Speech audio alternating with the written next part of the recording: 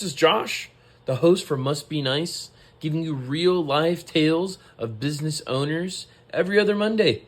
This is Ryan Sullivan's story. Keep in tune for every other Tuesday. We're going to be having business banter live on our Instagram. Bye. Must be nice to be a business owner. Welcome to the podcast where we interview business owners and get actionable tips and exclusive insights. Check out our newsletter coming out every other Monday at mustbenice.news. Hey Ryan, welcome to Must Be Nice. How you doing? Josh, what's up, man? I'm excited to be here. This was booked out nicely, man. No pun intended, but this was not a 2-day turnaround here. We actually planned this out, which I appreciate. So yeah, and you know what? I had to do a lot of homework on you because you're the founder of Podcast Principles, right? Where you help others start their podcast, and then you're a host of your own podcast, and then you're a DJ for events. Yeah, yep. So rapper as well. Yeah, a little bit of everything. As the years, we were just talking off camera about how we're both 25 now, and as time goes on, you realize maybe I can't do 8 different things at once, or maybe it's not in my best interest. But I've just been the type of person of, if I want to do it well, do it right. So if you're going to do it, don't half-ass it, but actually do it, So yeah, I like to do a little bit of everything, man. I just try to make, basically, even from what I do on my hobbies to how I make money, I just try to make it fun and enjoyable and help people if I can. So. That's great, man. And so where are you from? Who are you before you became a business owner? And you mind telling me, kind of introing into, what you're doing now? Yeah, so I'm from Hunterdon County, New Jersey, which is on the border of Pennsylvania. Nobody's going to know it. Even people in New Jersey don't know where it is. They've never heard of it. Lehigh Valley, Easton, Pennsylvania. That's always what I say because it's just a little bit easier to describe. Basically, if I were to describe it to you, it's rural. It's open area, farmland, right?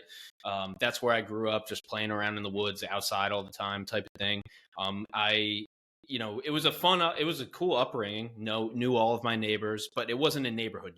We rode our bikes, but if I rode my bike to my friend's house, it would maybe take 2 hours to get there, on a bike. So it's it wasn't those neighborhoods where you could just walk to your homie's house, down the street. So that was kind of my upbringing, but I ended up in high school getting a job as a mechanic because my car, I bought a Volkswagen. They have a lot of electrical issues. And so my gauge cluster didn't work. So I couldn't tell how fast I was going. So I brought it into the shop down the street, and a kid that I played basketball with in middle school walked out of the shop, and he was like, "Hey man," I haven't seen him in years. He's like, "Hey man, do you want a job? I'm actually going to leave the shop." And yeah, at that point I ended up going to technical school. So my senior year of high school, half the day was going to technical school for automotive. And then after school, I quit sports to work on cars, and I ended up being a mechanic for 3 or 4 years. So that was the first real job, quote unquote, that I had. But yeah, man, I always say if I didn't have the internet, probably would have been a mechanic, Wow. And so, being a mechanic too, was it just being a mechanic, or, was that kind of that angle of, I'm going to have my own shop as a mechanic? Was that always kind of there, something in your heart to be an owner in a way? Yeah. I mean, that's a perfect transition. So what happened was I was working at the shop. I ended up going to community college because that was my trajectory, right? When everybody was applying for schools, I was I'll just go to community college. I'm not going to apply. I didn't apply to one college. So I just went, my track was community college, figure it out after that. And so while I was doing that, I was working at the shop basically as much as I could. And then the other time was at class, commuting to college. During that time, my boss, the owner of the shop, his dad started the shop 65 years ago. So it was a 4-generation shop. So you would have the great-grandfather, the grandfather, the father, and then the son, 4 generations working in the shop at one time. So that was pretty cool, all from that area. So yeah, it was a fun experience. I was the only employee there. The owner, Jim, he owned the body shop side. He gave me a CD one day. He kind of knew I had a kind of aspirations. When I got there, I'll talk about the CD in a second. But when I got there, there was a guy who used to sell cars at the shop, right? His name was Bob. And Bob would go to me and he would be like, "Hey, I know you do internet stuff. Can you put my cars on the internet?" So I started selling cars for him online because he would put them out in the shop, and sometimes people would buy them. It's kind of a drive by. You would have to drive by and kind of that's how you knew they were there. I would put them on Facebook, get a few thousand views in a week, and have the car sold. I sold campers, cars, motorcycles, trailers, rims, tires, everything.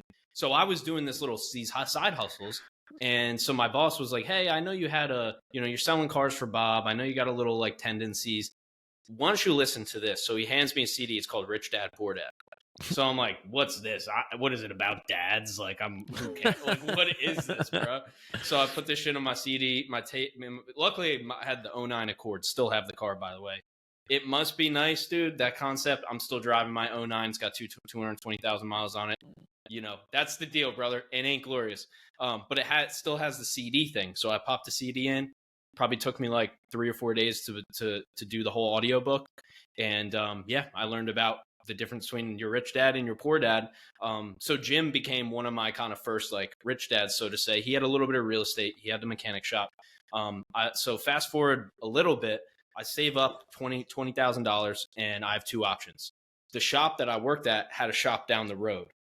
So if I wanted to rent that, I could have rented it for like $500, $600, $700 a month, right? So I basically had like a year's worth of rent.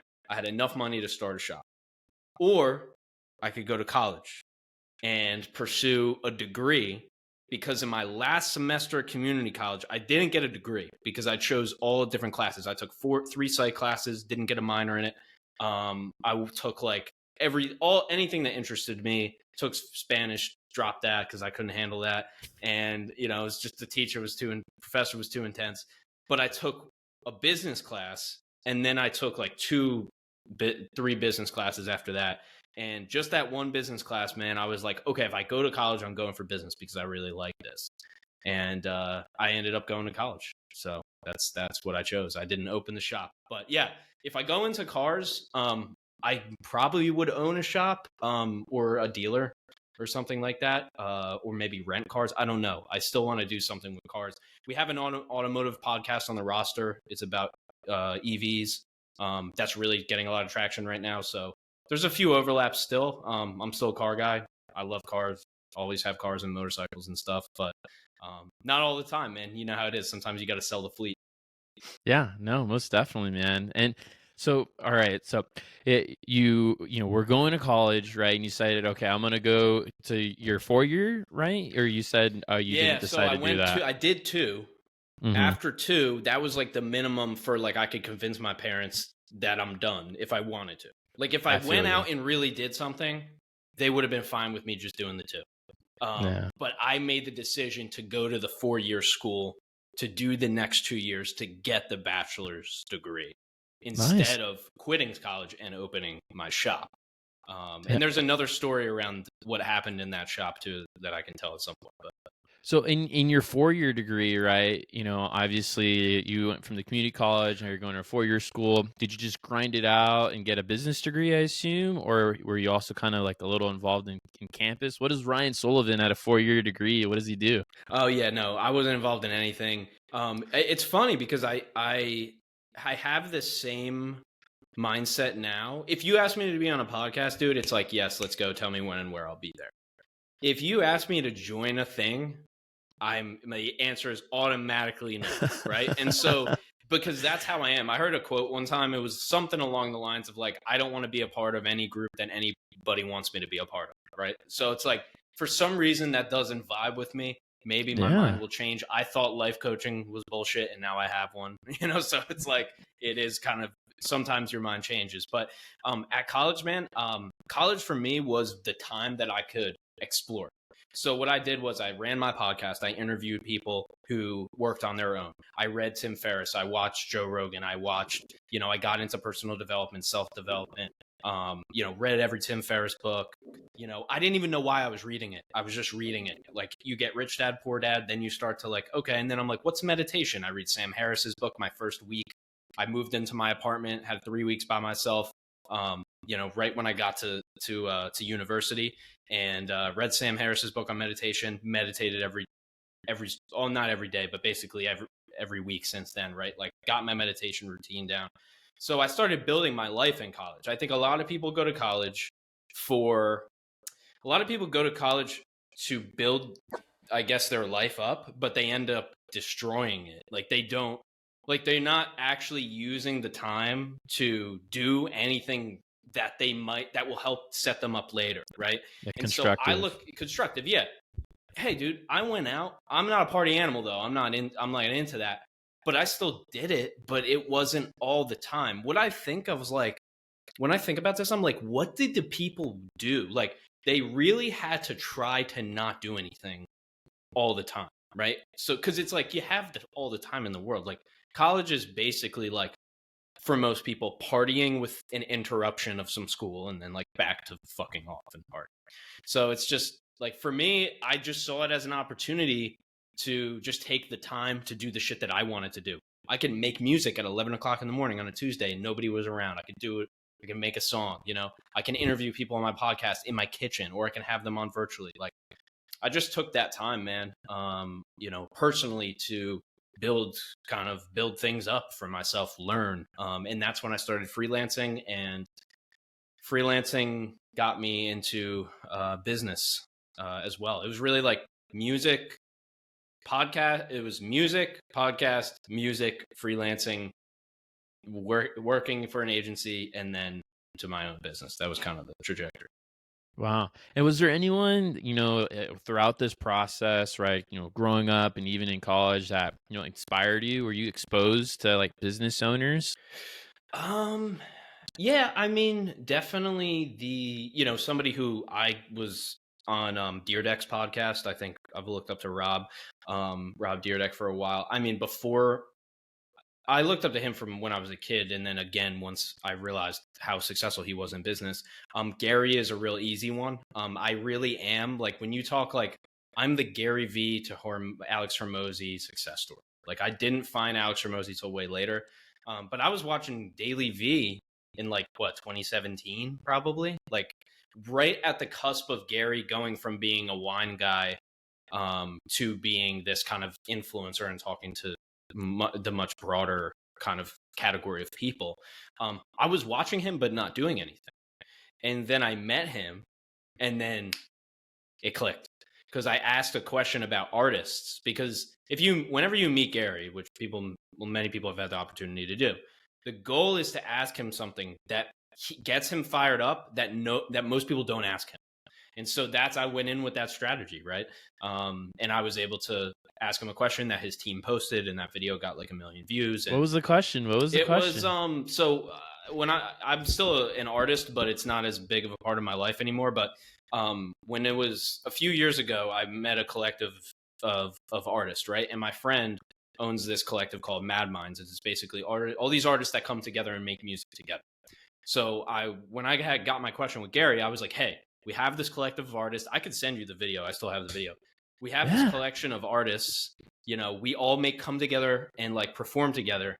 So like, what do we do to build it? And he was like, dude, like, you have like the Avengers and then you have Iron Man, bro. And because I can't do a better Gary than the Mickey Mouse I love it. voice, No, but it's that's accurate. The best voice. But it's like, dude, do you have like an NFT, bro? Like, what's going on? Like, shit. And so, but he was like, he went off on that, bro, because he was like, you got the Avengers, then you also got Iron Man, bro. And so, yeah, because I literally asked him just like a layup Gary V question that he could just dunk on, and so he just slammed the ball and dunked it. Met him again like 2 years after that, and he remembered me. So that was a cool moment. So I have 2 minutes of time with GV, man. But yeah, he was big. I gotta say, like, it's super cliche to say. A lot of people like him and are fans of him, but they don't do anything. They just follow him. They don't actually like take the advice. So guess what platform I got on, bro? LinkedIn, baby. Yeah. Gary V said it worked. All right, bet. Yeah. And was there anyone though that was like, personally like in your life, any like friends that you knew, like anyone that, was even in reach that you knew that was a business owner before some of these bigger names that you've been in contact with? Yeah. I mean, I would say like the work ethic comes from my dad. My dad was a union pipe insulator. He's now the organizer of the Pipe Insulators Union, one of the unions in New Jersey. And he would take me, I would have soccer games in high school. And he would pick me up. He would be like, oh, I'm picking you up from your game today. I'd be like, oh, hell yeah, I'm going to get dinner out of this. Like, let's go. He would pick me up and be like, hey, we got to go hang some sheetrock, like, real quick. And so then we would go do a side job for like 3 hours after my soccer game, And so that was normal life to me. I was painting floors like at 11, 12. At 10, he would bring me to the side job. And then at like 11, 12, 13, he would be like, all right, I'm doing this upstairs. You paint the basement. And we would work together. And that's how I would make money. So the work ethic was from him, dude. He would work his day job, get up at 5 a.m. And then after work, he would go to work again, you know? And so that's really like, cause those are like the inspirations that you don't realize are inspirations, until later, where it's like, oh shit, I think work 24/7 is normal because that's what my dad did, you know? And so that's like, he was definitely an inspiration. Both of my grandfathers too. Like my grandfather died a millionaire. Like you wouldn't have even thought, like he had a nice house that like he had 5 kids, but like, so my one grandfather, in his 50s, he got an inheritance from his mom passing away. And so it was like 10, 20, 30 grand. He was working side jobs. This is where my dad gets a side job thing from. I do side jobs too. It runs in the family. He was working side jobs for a lady that owned like 20 or 30 houses. And so he asked her, he was like, hey, like, how do I buy another house? Like, how do you do this real estate? And so she told him what to do. So he took that inheritance money and bought his second home, 2-family house. So then when he passed, he had like, I think 3 or 4 houses. He had made like over $1 million in the stock market. He didn't pass any of this information along. It wasn't like he was like, all right, Ryan, sit down. This is how you do it. But that was he was an inspiration too.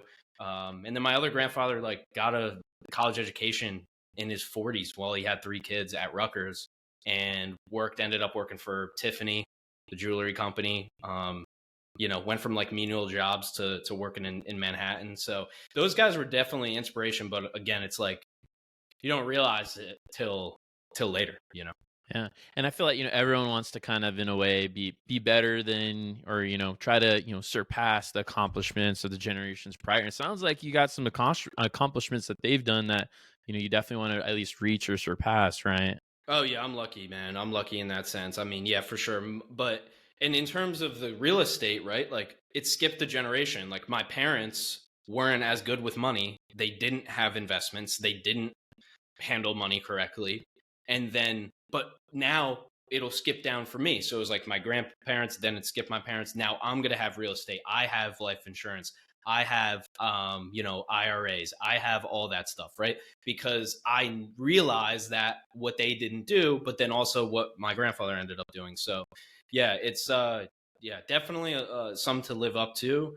But at the same time, like, yeah, you gotta realize it. Some people will I think it's kind of 2 categories. It's like one category where it's like my dad, where he's like, you're going to need health insurance one day, so you're eventually going to get a job. This entrepreneur shit's not going to work, right? Because he always worked for himself on the side, right? Like his contracting company didn't work out when he tried it, so mine's not going to work out. Then you have the parents, and he's great, by the way. Like my dad's awesome. He's trying to look out for me, right? Then you have the other side where your parents are too successful. They're like ultra successful people, or they just are successful in general. And then you're stuck where it's like, whatever you do, they're like, oh yeah, honey, it'll work, or whatever, or they're there supporting you. So then you really don't have that adversity, So it's like, those are the 2 camps that I typically see people in. And then obviously the rest is just kind of in the middle. So you kind of got a little bit of everything, right? You got the grit, but you also got a little bit of the luck, right? Oh yeah, the luck is part of it, man. the luck is making 100 comments a day on LinkedIn. That's where the luck comes from. And that's kind of brings me to my next part, right? So when you were in college, right, you were building up, you're going on podcasts. I know that you obviously built, your own, and you want some for others. I found you through LinkedIn because you're pretty LinkedIn famous, man. You got over 10,000 followers, and I've seen and heard from your other podcasts some of your tips. What built to where you're going now? How did you build this? Was this what you were building when you were in college on your side time? What kind of led to this transition coming out of school into all these entrepreneurial tasks you got now? Yeah, I mean, if I were to actually do the timeline, which I can, I'm not sure if you want both, but I can do both.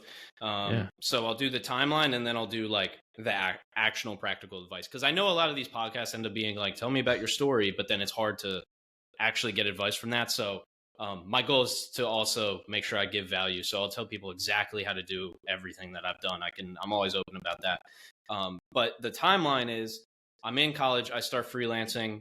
I'm interning at a music studio for free, just going there as a fly in the wall, asking questions, learning how to mix and master.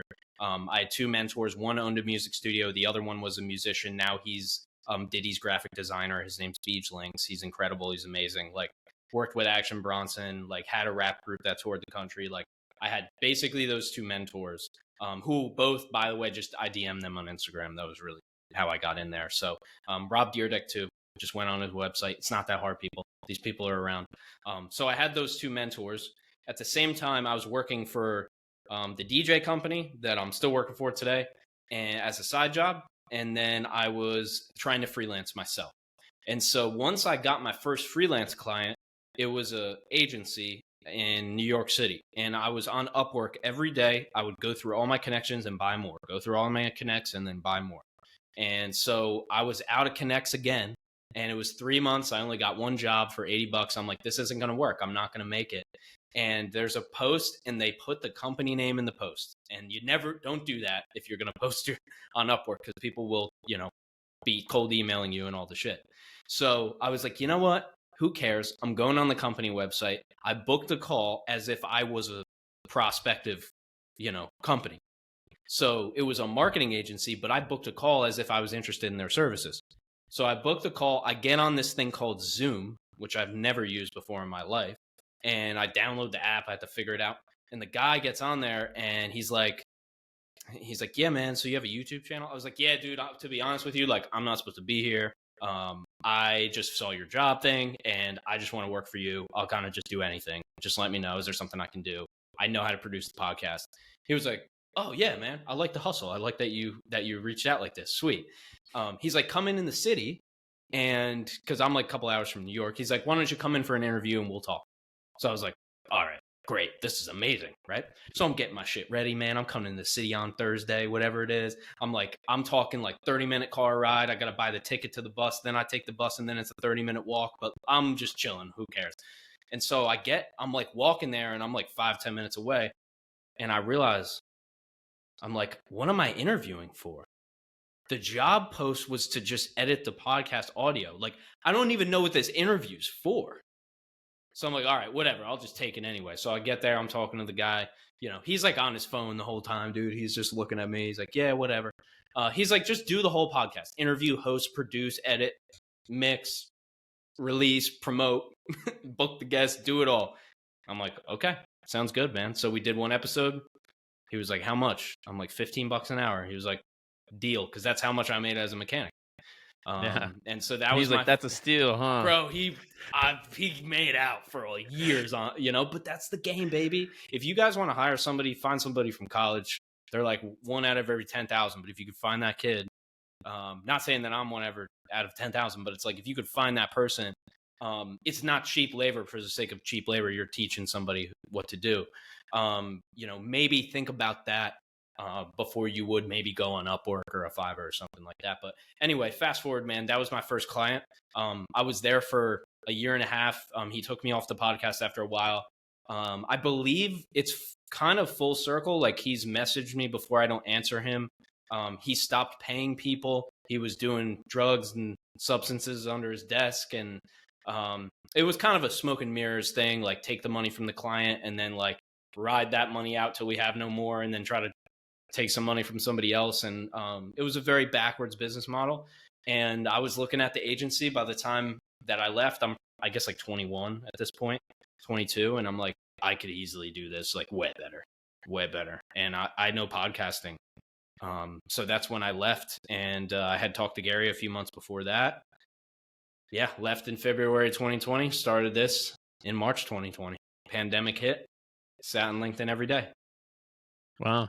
And what was like your first like major breakthrough on LinkedIn? Because obviously, there's the milestones of followers. There's the, I'm getting the first client. What was like, man, like my LinkedIn marketing is working and this client I got is very exciting, or what was one of those exciting moments? Yeah, I think the client, on the client side, I was doing my normal LinkedIn outreach, but this was when my LinkedIn was very small.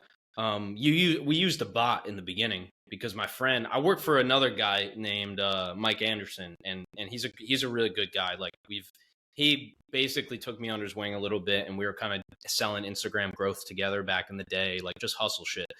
So he put me on a LinkedIn bot, so that's how I got my first like 500 connections. By the way, don't use anything like I've never used anything like that since then, but don't use any of that shit; it'll shut your shit down.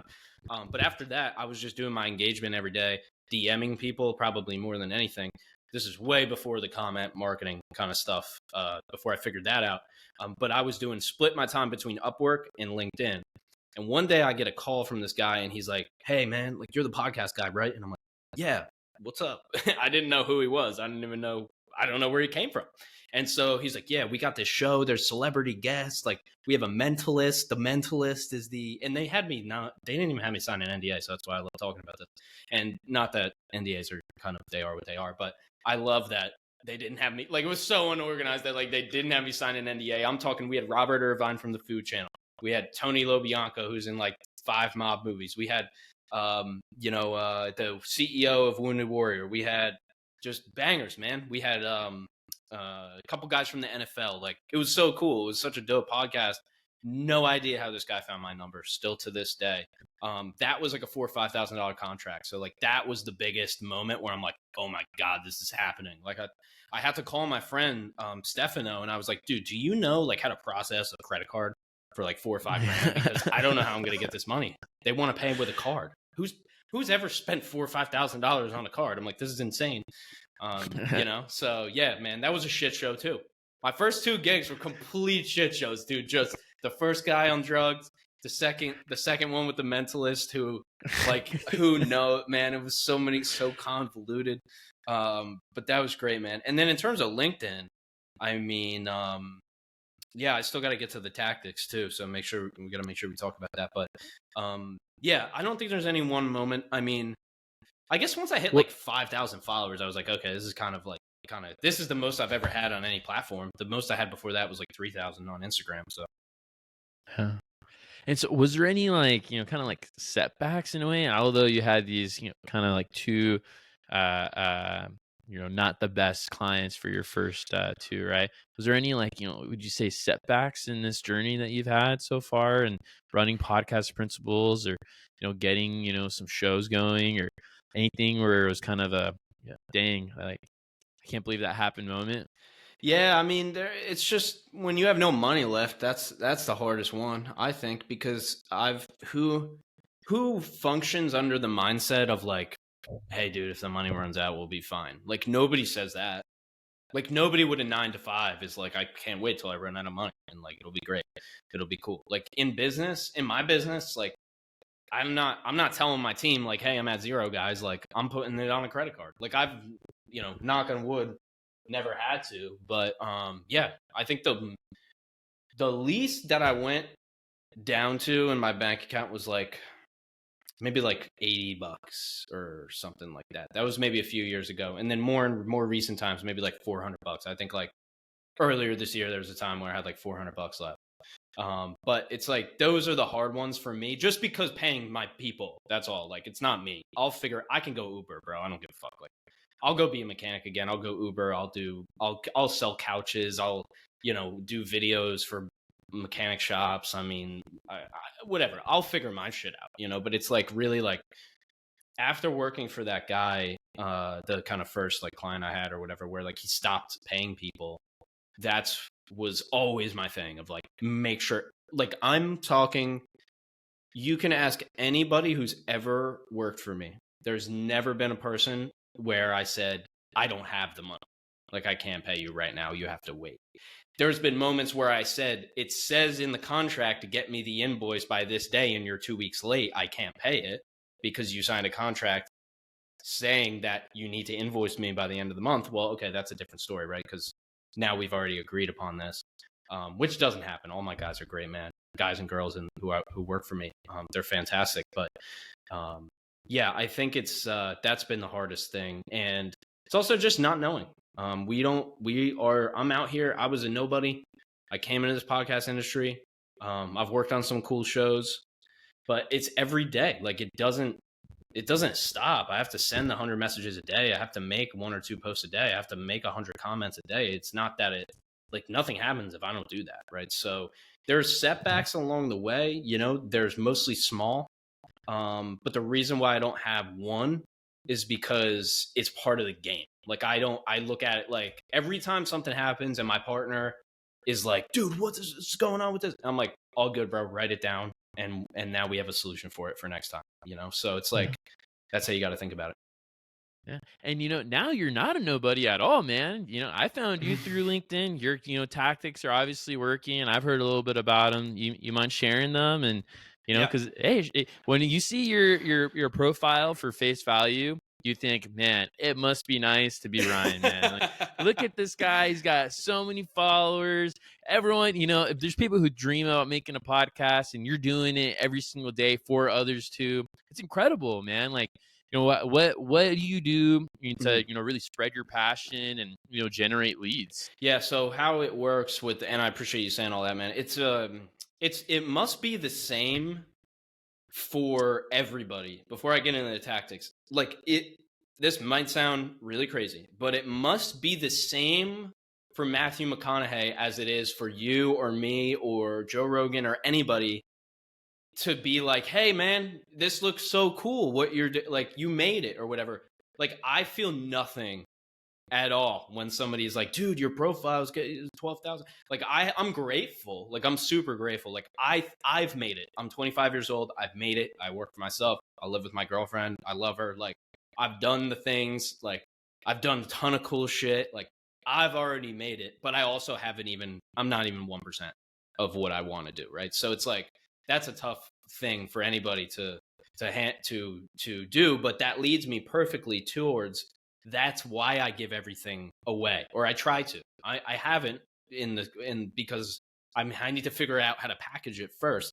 But really, to give the context here, there's a pain point that everybody goes through before they start a podcast, which is developing the audience, right? They go through it before the podcast, they go through it during the podcast, they go through it after it never ends building your audience, right? Getting other people to buy into you. And so that is something that I figured out. Like, I figured out how to get 200 followers in a day. It took me 2.5 years, but I figured it out. And so the framework that I use is a comment marketing. So you got 3 ways that you can find people to buy into you, right? You can do cold outreach, right? That's where you just DM people one-to-one. They don't know who you are. You can do warm outreach, where they do know who you are and you're DMing them.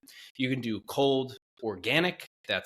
Or you could do like ads, right? That's where you just run an ad to a cold audience that doesn't know you.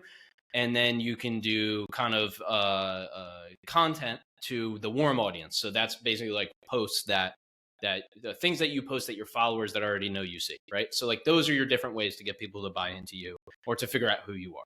So what I do is comment marketing. So what I do is I take people's posts, basically the same people every day, give or take. And I have already created throughout the years comments that I leave on their posts. And I post these comments at the same time every day, mixing and matching them and changing them around for whatever their post is. And my number one goal is to get as many people as possible to see that comment. But you can't have, a Ferrari with like a tractor engine in it, right? So you can't like write a crazy dope comment, but then have no sustenance to it, no value. So what I do in the comments is I put value in there. I go, these are the steps that I took. These are the things that you can do for yourself. I basically add on to the post, and I offer and add more value in the comment or as much as the post. And I try to match that 1-to-1. That's the growth strategy.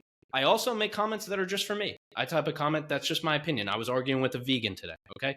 I'm not carnivore. I'm not vegan, bro. I still argue with the vegans. Okay. Like, I am human. I am a human being. Okay. And now there's a good lesson to be made there, though, is because these folks, like most people, create content for people who are already bought into the message, right? And so I learned a valuable lesson from talking, and you will do this, is if you start making comments and start really posting your opinion. I'm not talking, hey, Josh, great post.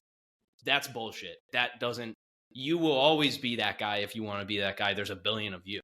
But if I post like, hey, don't like, aren't you creating your own personal hierarchy of who you can kill and who you can't based on if they have a heartbeat or not? Well, that's my question, right?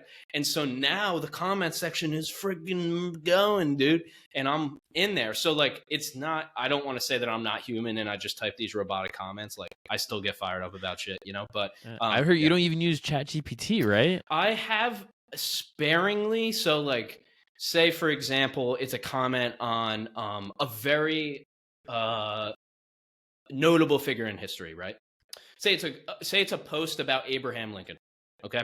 Yeah. If I don't have a good comment for that, I'll go to ChatGPT and be like, give me the top 3 craziest facts about Abraham Lincoln, and then I'll craft a comment with that. But I would say I may have used it 5 times out of thousands of comments that I've made. Maybe. Yeah. I mean, you pretty much don't use it. I can right? just do this. No, I don't use it. I can do, if you put me on anybody's LinkedIn account, like if I was a LinkedIn ghostwriter, it would be game over, dude. Like that would be the. And can I ask you a question Yeah, on that yeah. too? Is I in my head, when I'm not as active on LinkedIn as you, and I wish I could be, right? And I've from your previous podcast, I have it on my to-do list to make the templates, to kind of copy and paste and add a little bit more flavor, a little bit more easily, right? But I look at Justin Welch as like kind of my example for like copywriting. I love his style. I know he's written a lot of posts about copywriting, and I find his posts like easily digestible. Yours kind of have like, an easily digestible and like, makes you want to read it. What kind of like is your foundation for like your copywriting like style? Like, is it from guys like Justin, or is it something that you just kind of gotten over looking at so many over time? And yeah, I think it's a combination. So it's a combination of what I've seen work from my audience and then what I see work out in the world. And I took Justin Welch's course probably 2 years ago. Didn't really use much of it. And slowly over time, I started to use more and more of it. Now I teach, like I use part of, when I'm teaching people comment marketing, I use part of his frameworks. And, and I've spoken to him about this. Like he knows everything that I'm doing. And, I've talked to him on calls before, and he's a really great guy. No way. What's it like speaking to that guy? He's fun, man. He's a good guy. I mean, Justin is Justin. Like if you see him on a podcast, that's who he is, man. Like he's not like me who's like, man, let's talk about like Jay-Z for like 15 minutes, like, so he's Justin. But he doesn't give you his life. Like that's not his strategy.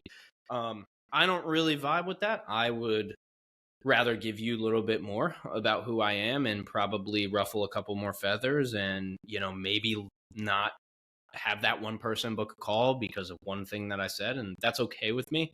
I also know the context. I'm very early. I don't have a career behind me. I have a career in front of me. So a lot of opposites to kind of where Justin's at. Wouldn't be here without, I don't think, his help too. Also, started with Gary Vee's comment section, but his comment section has also been the testing ground for my comment marketing. And he supports the comments that I post that he likes. Then he supports those. It's done every day. You'll notice I'll have a Justin Welch comment, won't go anywhere because for some reason he either doesn't see it, it's too late, or he doesn't like it. But yeah, in terms of the formatting, let me go back to that. So yeah, the copywriting, what you're trying to do is get people to read the next line, right? Like that's the number one goal when it comes to copywriting. It's the same thing for a video. You're getting people to want to listen to the next minute or next half hour or whatever of the video. I've been creating scripted YouTube videos lately. Like that game is very similar to writing LinkedIn posts, where your goal with the hook is to get them to go to the body, and the goal with the body is to get them to go to the conclusion, finally to reach the call to action, which is the thing you want them to do. And then 20%, not 20, maybe 5% of those people actually do it, whether it's, hey, subscribe to my newsletter. Hey, leave a comment. Hey, share this post because of this. Hey, download my ebook, whatever that is. But there's no magic, dude. Like I've made thousands of posts. That's the magic. It's just, I still haven't cracked the code. Like really, I know if I want to get a post that can do 100 likes and 20,000 impressions, I can do it. But I don't have one viral post. Never, that's not my thing though. Wow. And I know a lot of you've talked about, some of these mentors that you've brought into your life, right? One thing I've also heard from, some other content I've seen you on is the fact that you have a life coach and that you exchange your coachings for what you specialize in for something that they specialize in. You mind, discussing that a little bit? Yeah, to start that, I would say if you, especially if you're opposed to life coaching or coaching, that comes with the idea that you have of for what it is.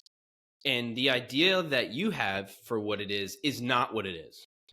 What it is what it is, right? It's never, whatever your idea of a thing is never really the thing. It's just your idea of the thing, right? So I just want to say that first and foremost, like, that's not to say it's valuable to you, because that would be subjective, right?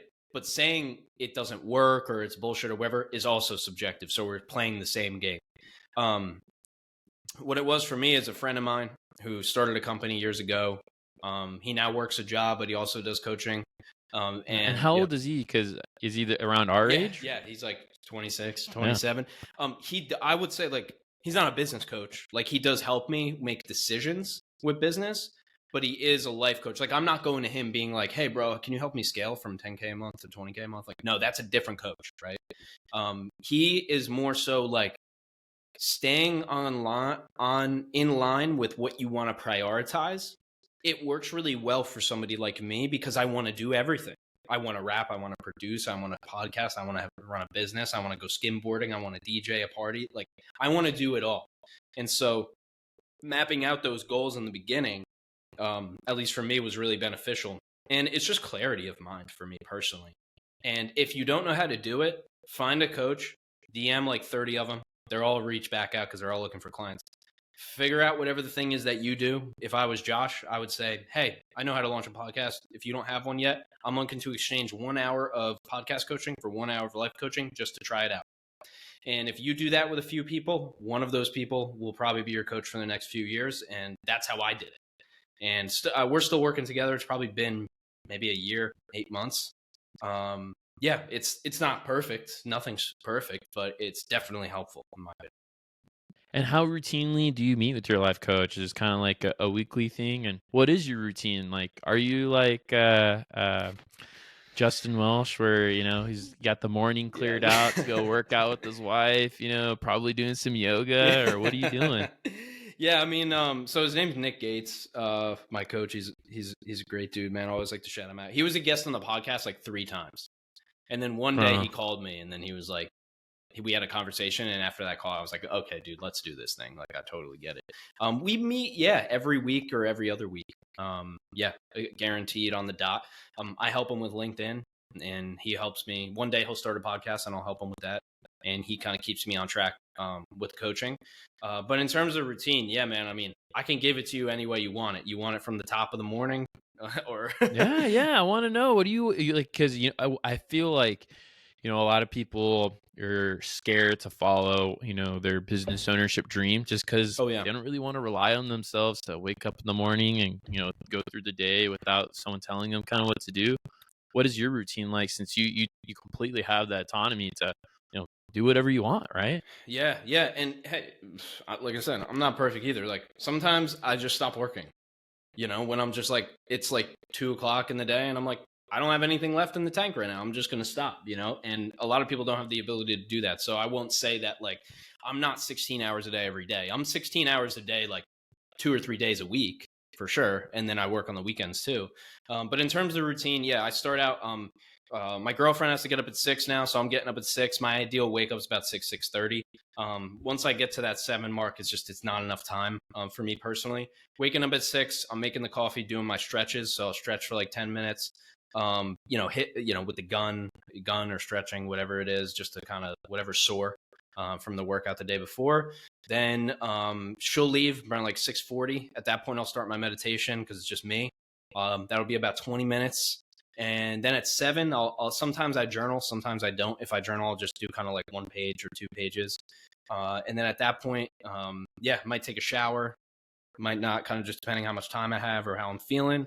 And then I'll just get going on LinkedIn for the day. So I'll hop on and start writing, figuring out what I'm going to post. Normally I've post kind of in the matrix, and I'm just going to choose one and then maybe iterate on it a little bit. Around 8, I click post. And that's when I start my engagement. engaging for about 30 minutes. Then it's back to my post, answering some comments, back to engaging for another 30 minutes to an hour, still checking my posts. Normally around 9, I'll check Slack, just check in with the team if I have any messages from the team. And then, then I'm back to engagement, be on LinkedIn, answering DMs and engaging probably till like 10:30, and then I'll eat breakfast. And then I'll take meetings from like 11 to basically any time, 11 to like 7.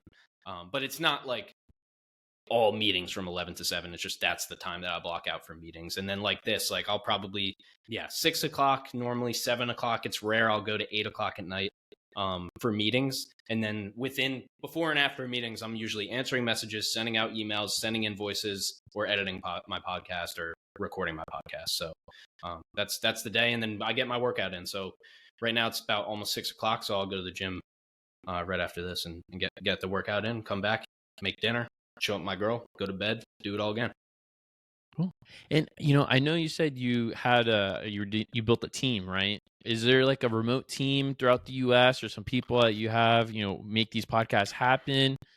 What is that? Yeah, so the team's global. My second in command, his name's Jack Gallagher. He's really the production manager / coach. So he coaches a lot of the new podcasters, and he'll also manage the production side of things. So he's like part-time to full-time, just kind of depends on the week. And so I went to high school with him, like we were best friends in high school. Also hired my college roommate, Aaron, who works, he's a photographer, so he mostly does like one-off gigs, and he's a website designer, so he'll manage the site. And then the rest, everybody else is all over the place. So some in the US, my audio engineers in Serbia, shout out to Ivan. My graphic designer, who I call my graphic designer, but he's just a kid from Ukraine who I know, who DM me on Instagram. His name is Max, good guy. And then, we got some folks in the UK. It's a little bit all over the place. That's great, man. And so, this team that you got built, these podcasts that you got going, this coaching and this network that you have built, where are you headed? What's your goal? What's the next couple of years look like in the short term and the long term? I know obviously you're living with your girlfriend now, right? And you still have your independence with your business. What's going on next? Is it the property management? Is it a wealth goal? Is it a movement, or to be like a Gary Vee or a Justin Welsh? Where are you headed, Ryan? Yeah, good question. What I've realized recently is I've had a lot of fun running this business, and it's crazy to look at. I'm at like 3 years and 7 months or whatever that I've been doing this, and it's amazing that I've been able to do it this whole time, and it's just a trip, man, because I know like 10-15 years from now I'm going to look back and be like, wow, that was crazy. That was a crazy moment. In terms of the business, I am going to niche down most likely. I'm going to probably serve a particular audience or persona, which I haven't done. Like we've niched to, we're the wedding planners of podcasting, or the financial advisors of podcasting. We advise people, we coach people, we help them plan. That's kind of our niche. Doesn't really go deeper than that. We've served, military, a lot of service members. We have multiple finance podcasts. We have podcasts on recovery. We have podcasts in automotive. Like it's just, I've been able to serve in these different capacities. Celebrity podcasts that I've NDAs, unfortunately, so I can't say, but who they are. But it's really been really cool. So I think as hard as it is, like I think I'm kind of coming to the end of the serving everybody mentality. I haven't made the decision in terms of what industry I'm going to serve or persona, or it could be finance, it could be marketing, it could be sales, it could be, something even more specific than that. So I'm not sure, but I think in terms of the business, that's going to be our key to scale, because if you look at it like from a Hormozi side of things, and I've made enough content about him now, so I don't know if your audience knows him, but my audience definitely does, I think, at this point. But it's one platform, one product, one persona, one offer. And the persona is the thing that I haven't done. I have a platform, I have a product, I have an offer, but I don't have the persona. So I think that's kind of more glaring now. And I was just doing some work with a head of marketing at a very large shoe company. And she's given me some good advice around the branding around my business and kind of where it sits in the market. And so I'm in these conversations now, but and I'm serving the right people and I'm attracting the right people. But I think kind of closing the doors a little bit is going to really help us shoot up in terms of who we're serving and the scale of the company. Because I'm thinking like, I mean, it has to do multiple seven figures, you know, or else like it's not really going to be worth it to do with the margins that we have. So we're at 6 or multiple 6 now, and that's really what I see for the next few years is multiple 7 figures, probably US team, probably studio or office, and you know, probably go from there. Wow. Wow. And last question for you, Ryan. You know, that guy that was, you know, the mechanic that heard Rich Dad Poor Dad thinking, what's this about two dads, right? What would you say to that guy? What would you say to the other people that are in their life, whether they were, you know, in their early 20s or still in their 40s working and, you know, have that in their heart to be a business owner? What would your advice be to them? If there's a thing that you think you want to do, you definitely have to do it because failure is way better than regret.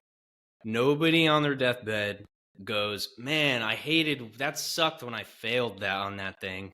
No, they all say, I wish I would have tried this, or this, right? So it's just not worth it. Like the problem is like, and this is what a lot of people say, but the reality is trying the thing you want that is in the back of your head all the time, the barrier that's stopping you is just one hard conversation, right? So it's me going to my girlfriend and being like, hey, I really want to pursue this thing. It's going to take 3 hours per night. Like, do you support me on it? Like, can you support me on it? Like, I know it's going to be tough on us. It's going to be hard on our relationship. Like, that's partially personally why we waited longer for us to move in, you know, where I had, you know, an established base, but not everybody's there. Like people are still grinding. And at that point where they're so kind of clicked into their routines, whether it's the person that they love, whether it's their mom, their dad, their business partner, you know, I don't know who it is, themselves, but it's just that hard conversation. It's not easy for me either. It's not easy for anybody. But I think that's whatever you want to do is probably on the other side of that. So whether you got to get real with yourself, we're all telling ourselves lies all day. So you're going to tell yourself the lie until you're on that deathbed. And then you're like, damn, I shouldn't have told myself that lie, you know? So have that hard conversation, man. That's what I would say to anybody who hasn't started the thing. If I want to go back to my 20-year-old self, I would say you should have made way more music, bro. That's all. That's it. I should have made more music. Like that was my passion. That's what I was doing every day. I should have really did it. I shouldn't have just released an EP and an album and another EP. I should have released another EP and another album and performed live 100 times instead of 20 times and, you know, double down, man. That's what I would say. So to both of those perspectives. Awesome. Any final words of wisdom? Thank you so much for being on the podcast, man. Josh, this is awesome, man. This is really cool that you do this. I appreciate it. No, I mean, I don't think so. It's just try the shit, man. That's all I'm saying, you know? That's all I'm saying. Just at least try it. Like if you love cooking, but you work at a desk, like, I don't know, work at a restaurant one day a week, you know, just see what's up. Like I worked for a guy named Crazy Cat who was a DJ. He was like 68 years old. He couldn't even move. He had his DJ stuff in a cart because he could barely walk. And then I was like, this seems cool. Like I could do this, right? So like just work that little job, go to your neighbor's house and be like, hey, can you help me like teach me how to cut wood? I want to, you know, build a table or something. Who knows what it is, you know? Use the people. Just ask, figure it out. Just ask. Yeah, that's